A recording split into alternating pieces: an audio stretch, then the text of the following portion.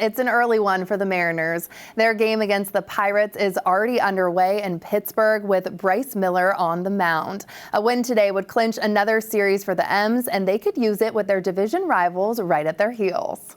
It's time for the Home Plate Report, sponsored by Pemco Insurance, for the love of prevention. And this week's Home Plate Report is aspiring sports broadcaster Abel Pasley. Hello. Hi. I'm so excited to talk with you on the Mariners. Last night's game was rough, but I want to know from you how you think the Mariners are doing just overall. They're doing pretty good, I think. It's a weird year with all the injuries. I think we didn't face the same kind of adversity last year. But there's a lot of games that, shouldn't have been dropped that we lost. But I think overall, just with all the adversity, we've still bounced back and adapted. Okay, so you're still optimistic. Yeah. Okay. We still have a long way to go. There's one guy who is back in the lineup, so I feel good about that, Cal Raleigh. Give me two players that you feel like are really standing out. I think Cole Young and Luke Raley have had a great year. Ooh. Cole Young is a very young player who has, the plate appearances of a veteran and just performs consistently. And Luke Raley and his surge of power has just been phenomenal, and he's had a really great year so far, and he's just coming into his place in Seattle. Definitely. Cole Young was a surprise for me, but he's been so fun to watch at second base.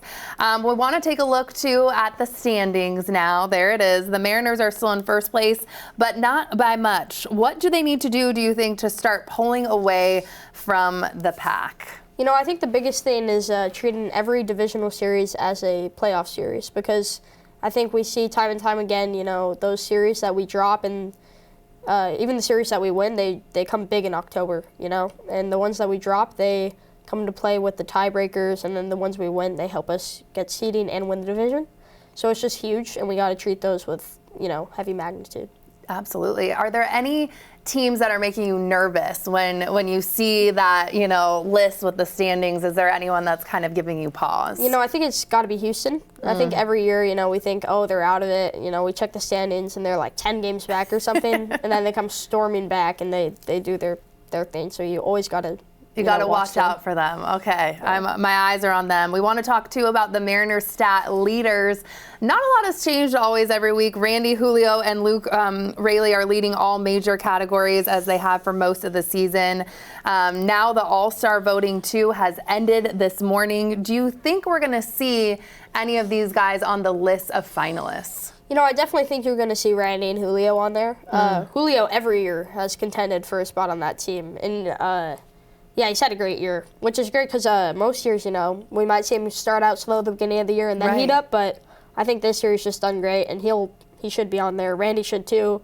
Whole year he's been playing like an all-star. When the team was at their lowest, he still batted, crazy. So absolutely. Is there anyone, too, just looking at the entire team, that you think deserves to be there, too? Like, too soon for, like, a Cole Young, a little too young and new in the conversation? I think you could have Cole Young on there if you wanted to. I think defensively, too, even if his numbers, with the bat aren't phenomenal or anything, they're still solid. And the glove, too. Absolutely. He's making plays that, like, veterans He's playing lights out now, for sure. Are there any pitchers, too, that you think could maybe be on the list for All-Star games? It's funny because I think we see a lot that kind of bounce back and forth. They'll have a rough outing and then they'll go 7 shutout.